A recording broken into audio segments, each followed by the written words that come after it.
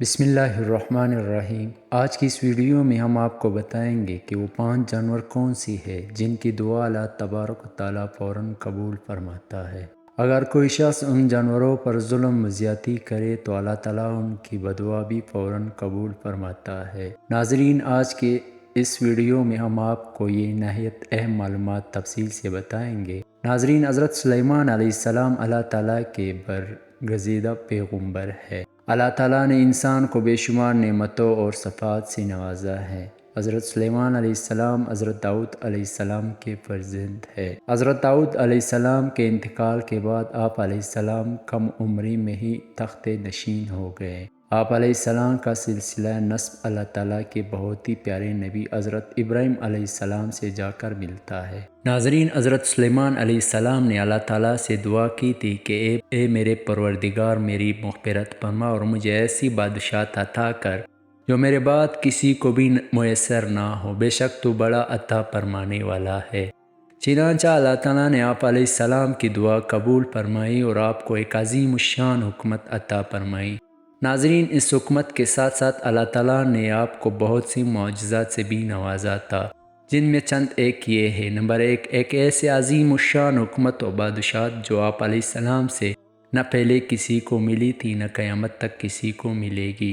Number 2، اللہ تعالیٰ نے انسان کے ساتھ ساتھ جنات اور ان کے تمام قبیلے آپ علیہ السلام کے تابع کر دیے تھے۔ نمبر 3، خداوند کریم نے آگ، پانی اور ہوا کو بھی آپ علیہ السلام کے تابع کر دیا تھا۔ چنانچہ آپ علیہ السلام اپنے تخت پر بیٹھ کر اس ہوا کی مدد سے 1 ماہ کی مسافت صبح سے لے کر شام تک طے کر لیا کرتے تھے۔ ہر طرح کی جانوروں کو نہ صرف آپ علیہ السلام کے تابع کیا بلکہ ان کے زبان بولنے اور سمجھنے کا بھی علم عطا فرمائی۔ ناظرین، حضرت سلیمان علیہ السلام فرماتے ہیں کہ کچھ جانور اور پرندے ایسی بھی ہے کہ اللہ تعالیٰ جن کی دعا اور بدعا کو بہت جلد قبول فرماتا ہے۔ میں نے بہت دفعہ ان جانوروں کی دعا اور بدعا کو قبول ہوتے دیکھا ہے۔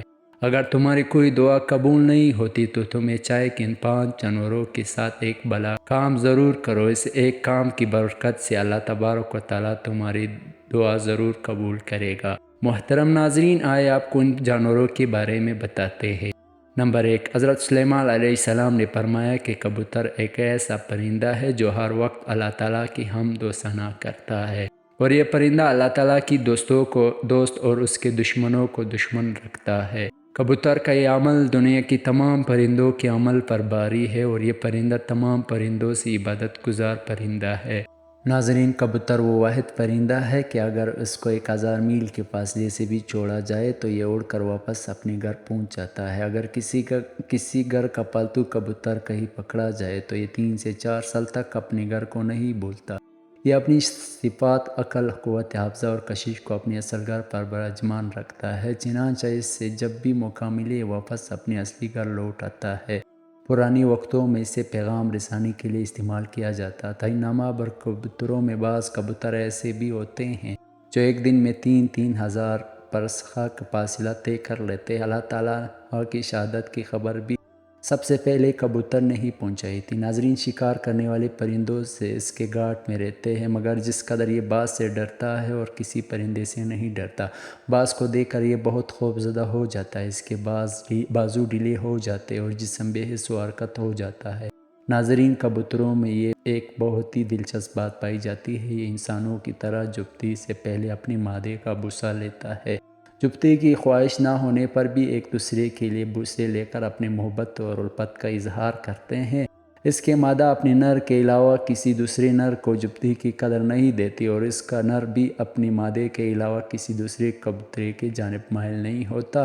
ایک دفعہ حضرت علی رضی اللہ تعالیٰ عنہ آپ صلی اللہ علیہ وسلم کی خدمت میں حاضر ہوئے اور عرض کیا، یا رسول اللہ، میں اپنے گھر میں اکثر اداس ہو جاتا ہوں اور میرا دل گھبرانے لگتا ہے، مجھے اس کا علاج بتائے۔ آپ علیہ السلام نے فرمایا، تم اپنے گھر میں کبوتر رکھو، تمہیں ان سے انس ہو جائے گا اور یہ تمہیں نماز کے وقت بھی جگایا کریں گے۔ نمبر 2، حضرت سلیمان علیہ السلام نے بلی کے متعلق فرمایا کہ میں نے بے شمار متقی اور پرہیزگاروں کو دیکھا ہے جنہوں نے اللہ تبارک و تعالیٰ کی یاد میں دن رات گزارے ہیں۔ اللہ تعالیٰ ان لوگوں کی بھی دعائیں اتنی جلدی قبول نہیں فرماتا جتنی جلدی بلی کی دعا کو قبول فرماتا ہے۔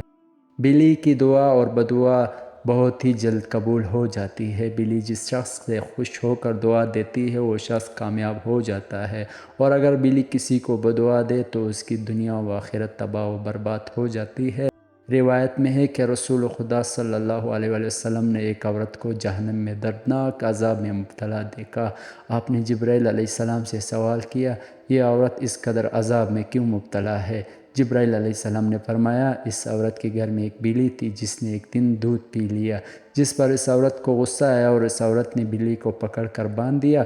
وہ بلی بھوک اور پیاس سے تڑپ تڑپ کر مر گئی۔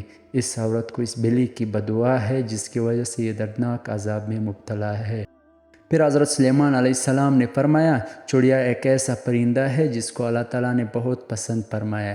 یہ صبح سویرے اٹھتے ہی اللہ تعالیٰ کے حمد و ثنا شروع کر دیتی ہے۔ ناظرین، جاراللاز مخشری ایک بہت بڑی فرقہ معتزلہ کی بہت بڑی عالم تھے۔ وہ مقطوعۃ الرجال تھے، یعنی ان کی ایک ٹانگ کٹی ہوئی تھی۔